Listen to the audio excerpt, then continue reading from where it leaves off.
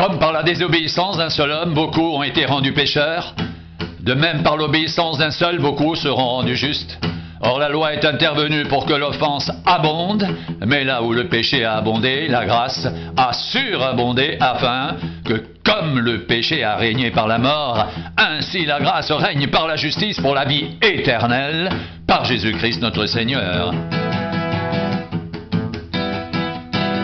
Que dirons-nous donc? Demeurerions-nous dans le péché afin que la grâce abonde?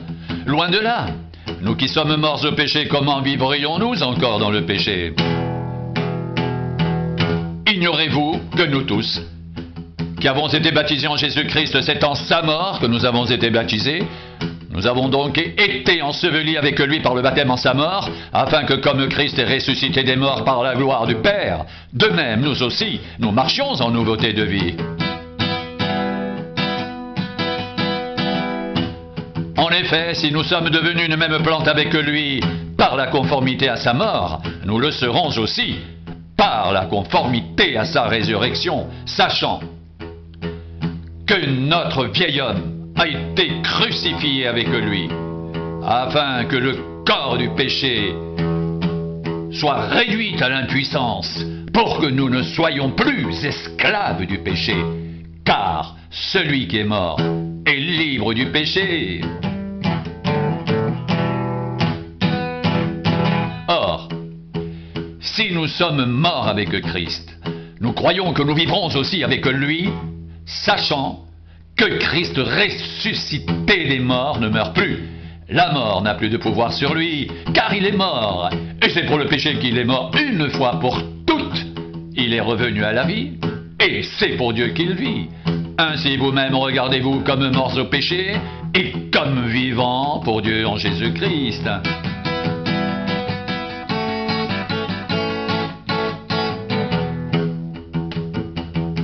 Que le péché ne règne donc point dans votre corps mortel, et n'obéissez pas à ses convoitises.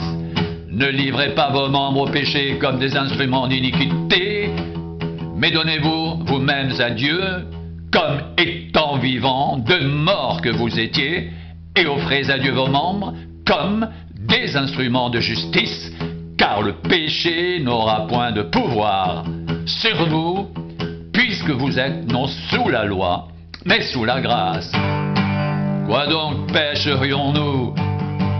Parce que nous sommes non sous la loi, mais sous la grâce.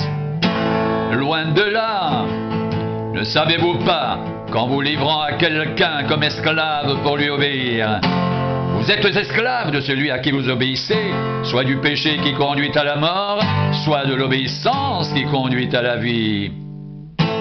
Mais grâce soit rendue à Dieu, de ce que, après avoir été esclave du péché, vous avez obéi de cœur à la règle de doctrine dans laquelle vous avez été instruits et ont été affranchis du péché. Vous êtes devenus esclaves de la justice. Je parle à la manière des hommes, à cause de la faiblesse de votre chair.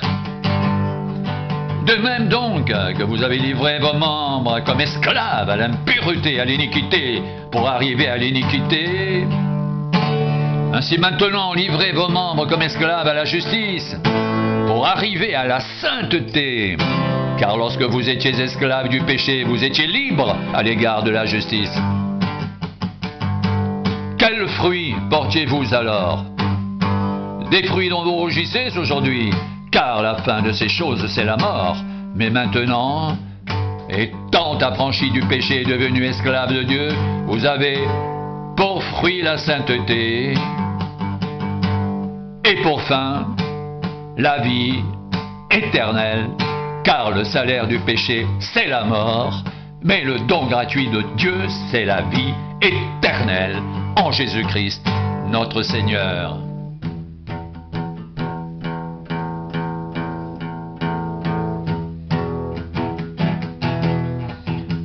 Nous savons en effet que la loi est spirituelle, mais moi je suis charnel, vendu au péché. Car je ne sais pas ce que je fais, je ne fais point ce que je veux, et je fais ce que je hais.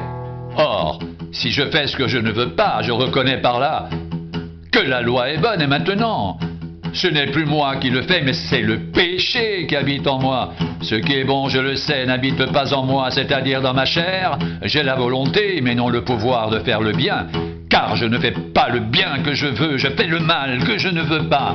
Et si je fais ce que je ne veux pas, ce n'est plus moi qui le fais, c'est le péché qui habite en moi. Je trouve donc en moi cette loi. Quand je veux faire le bien, c'est le mal qui est attaché à moi. Car je prends plaisir à la loi de Dieu, selon l'homme intérieur, mais je vois dans mes membres une autre loi qui lutte contre la loi de mon entendement et qui me rend captif de la loi du péché qui est dans mes membres. Misérable que je suis, qui me délivrera de ce corps de mort? Grâce soit rendue à Dieu par Jésus-Christ notre Seigneur. Ainsi donc moi-même je suis par l'entendement esclave de la loi de Dieu, et je suis par la chair esclave de la loi du péché. Il n'y a donc maintenant aucune condamnation pour ceux qui sont en Jésus-Christ. En effet, la loi de l'esprit de vie en Jésus-Christ m'a affranchi de la loi du péché et de la mort. Car, chose impossible à la loi, parce que la chair la rendait sans force, Dieu a condamné le péché dans la chair en envoyant à cause du péché son propre Fils dans une chair semblable à celle du péché, et cela afin que la justice de la loi soit accomplie en nous qui marchons non selon la chair, mais selon l'esprit.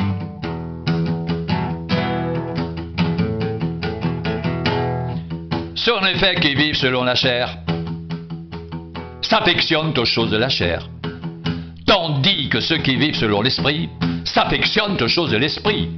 Et l'affection de la chair, c'est la mort, tandis que l'affection de l'esprit, c'est la vie et la paix. Car l'affection de la chair est inimitié contre Dieu, parce qu'elle ne se soumet pas à la loi de Dieu, et qu'elle ne le peut même pas. Or, ceux qui vivent selon la chair ne sauraient plaire à Dieu.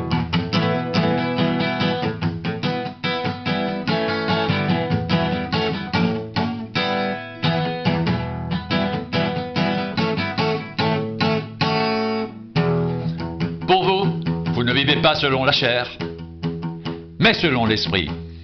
Si du moins l'esprit de Dieu habite en vous, si quelqu'un n'a pas l'esprit de Christ, il ne lui appartient pas. Et si Christ est en vous, le corps, il est vrai, est mort à cause du péché, mais l'esprit est vie à cause de la justice. Et si l'esprit de celui qui a ressuscité Jésus d'entre les morts habite en vous, celui qui a ressuscité Christ d'entre les morts rendra aussi la vie à vos corps mortels par son esprit qui habite en vous.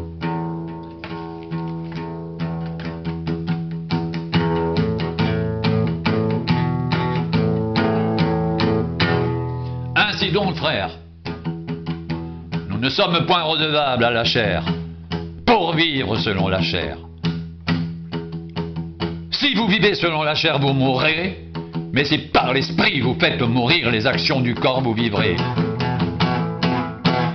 Car tous ceux qui sont conduits par l'Esprit de Dieu sont fils de Dieu.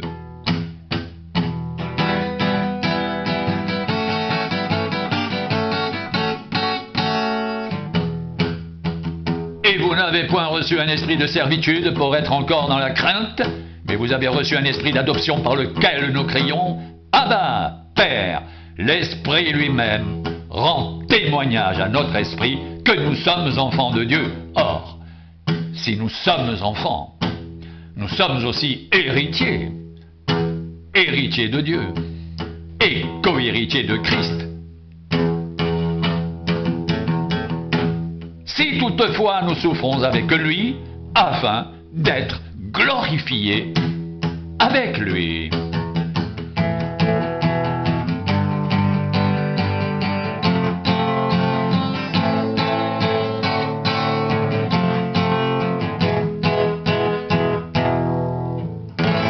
J'estime que les souffrances du temps présent ne sauraient être comparées à la gloire à venir qui sera révélée pour nous.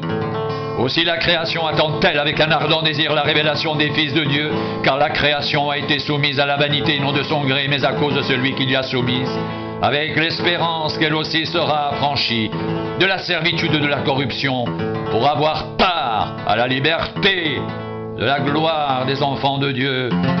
Or, nous savons que jusqu'à ce jour, la création tout entière soupire et souffre les douleurs de l'enfantement.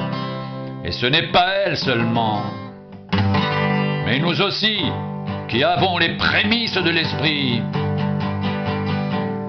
Nous soupirons en nous-mêmes en attendant l'adoption, la rédemption de notre corps, car c'est en espérance que nous sommes sauvés. Or, l'espérance qu'on voit n'est plus espérance. Ce qu'on voit, peut-on l'espérer encore? Mais si nous espérons ce que nous ne voyons pas, nous l'attendons avec persévérance. De même aussi l'Esprit nous aide dans notre faiblesse, car nous ne savons pas ce qu'il convient de demander dans nos prières, mais l'Esprit lui-même intercède par des soupirs inexprimables, et celui qui sonde les cœurs connaît la pensée de l'Esprit, parce que c'est selon Dieu qu'il intercède en faveur des saints.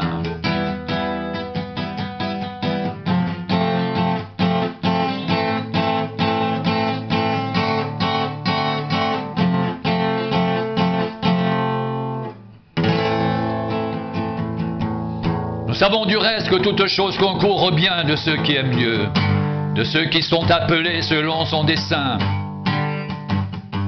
Car ceux qu'il a connus d'avance, il les a aussi prédestinés à être semblables à l'image de son Fils, afin que son Fils soit le premier-né de beaucoup de frères.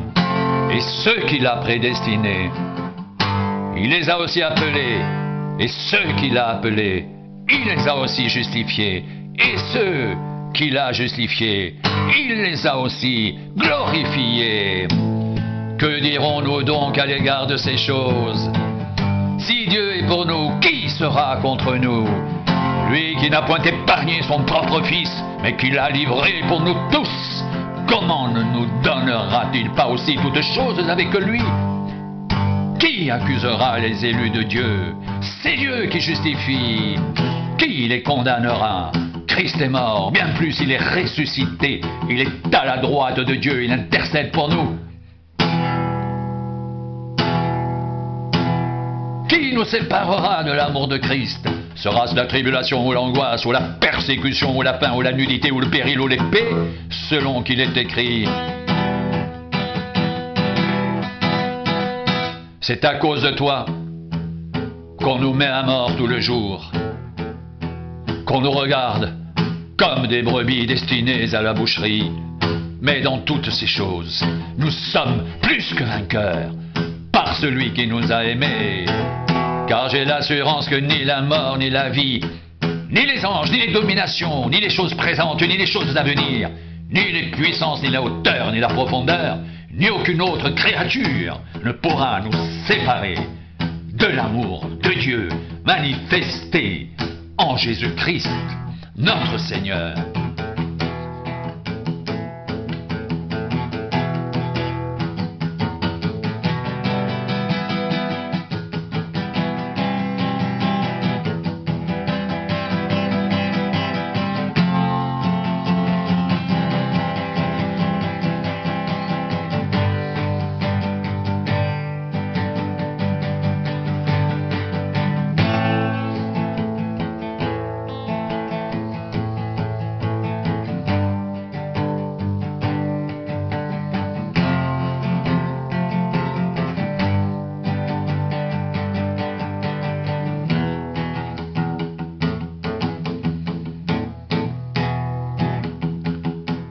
Ainsi donc, frères, nous ne sommes point redevables à la chair pour vivre selon la chair. Si vous vivez selon la chair, vous mourrez. Mais si par l'Esprit vous faites mourir les actions du corps, vous vivrez. Car tous ceux qui sont conduits par l'Esprit de Dieu sont fils de Dieu. Et vous n'avez point reçu un esprit de servitude pour être encore dans la crainte, mais vous avez reçu un esprit d'adoption par lequel nous crions « Abba, Père !» L'Esprit lui-même rend témoignage à notre esprit que nous sommes enfants de Dieu. Or, si nous sommes enfants, nous sommes aussi héritiers, héritiers de Dieu et co-héritiers de Christ, si toutefois nous souffrons avec lui, afin d'être glorifiés avec lui.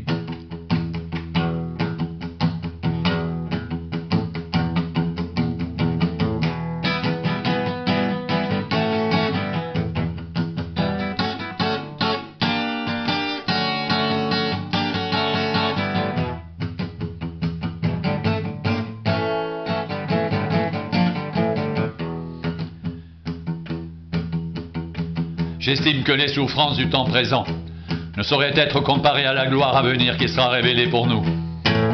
Aussi la création attend-elle avec un ardent désir la révélation des fils de Dieu.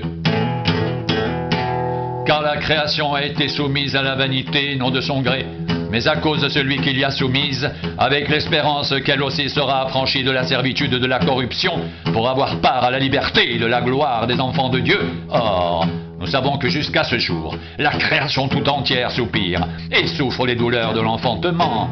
Et ce n'est pas elle seulement, mais nous aussi, qui avons les prémices de l'esprit, nous soupirons en nous-mêmes, en attendant l'adoption, la rédemption de notre corps, car c'est en l'espérance que nous sommes sauvés. Or, l'espérance qu'on voit n'est plus espérance. Ce qu'on voit, peut-on l'espérer encore? Mais si nous espérons ce que nous ne voyons pas, nous l'attendons avec persévérance. De même aussi l'Esprit nous aide dans notre faiblesse, car nous ne savons pas ce qu'il convient de demander dans nos prières. Mais l'Esprit lui-même intercède par des soupirs inexprimables, et celui qui sonde les cœurs connaît la pensée de l'Esprit, parce que c'est selon Dieu qu'il intercède en faveur des saints. Nous savons du reste que toute chose concourt au bien de ceux qui aiment Dieu, de ceux qui sont appelés selon son dessein. Car ceux qu'il a connus d'avance, il les a aussi prédestinés à être semblables à l'image de son Fils, afin que son Fils soit le premier-né de beaucoup de frères. Et ceux qu'il a prédestinés, il les a aussi appelés.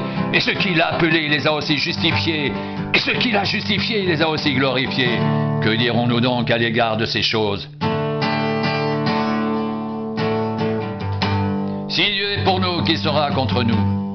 Lui qui n'a point épargné son propre Fils, mais qui l'a livré pour nous tous. Comment ne nous donnera-t-il pas aussi toutes choses avec lui?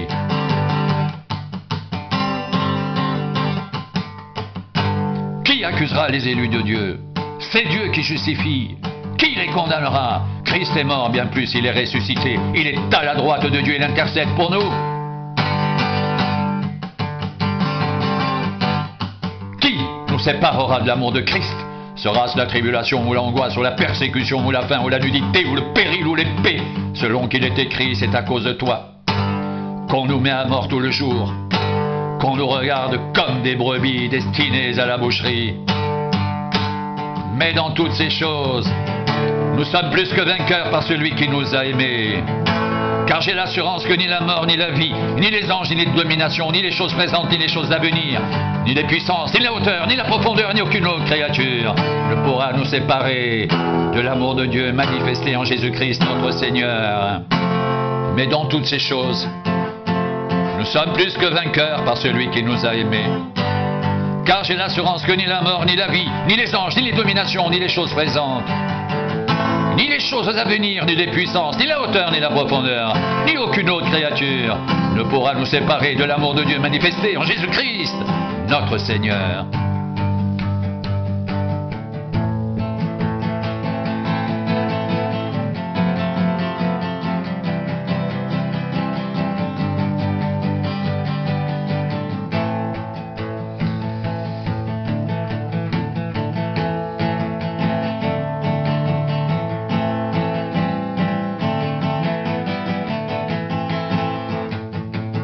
Mais dans toutes ces choses, nous sommes plus que vainqueurs par celui qui nous a aimés. Car j'ai l'assurance que ni la mort, ni la vie, ni les anges, ni les dominations, ni les choses présentes, ni les choses à venir, ni les puissances, ni la hauteur, ni la profondeur, ni aucune autre créature ne pourra nous séparer de l'amour de Dieu manifesté en Jésus-Christ notre Seigneur.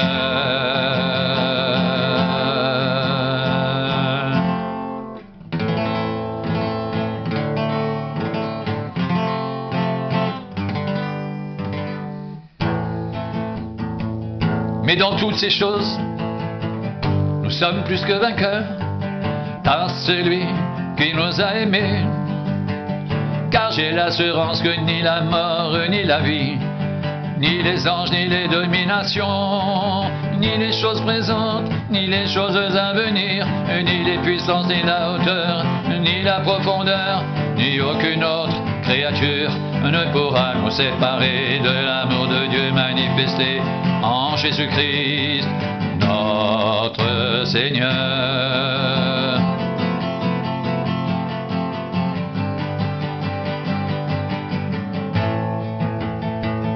Mais dans toutes ces choses, nous sommes plus que vainqueurs par celui qui nous a aimés. Car j'ai l'assurance que ni la mort, ni la vie, ni les anges, ni les dominations,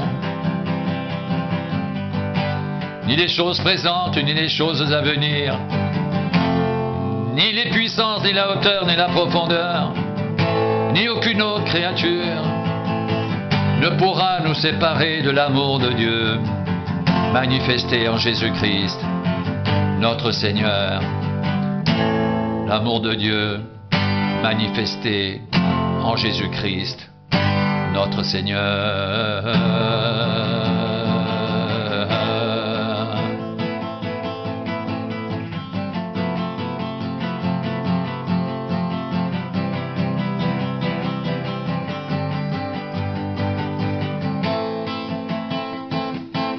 Mais dans toutes ces choses, nous sommes plus que vainqueurs par celui qui nous a aimés.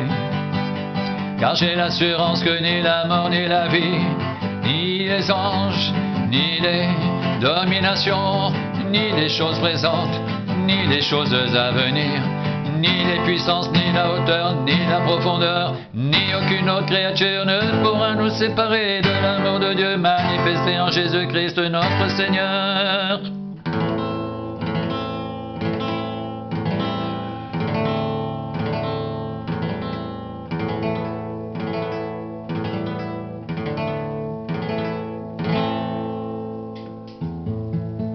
Mais dans toutes ces choses, nous sommes plus que vainqueurs par celui qui nous a aimés.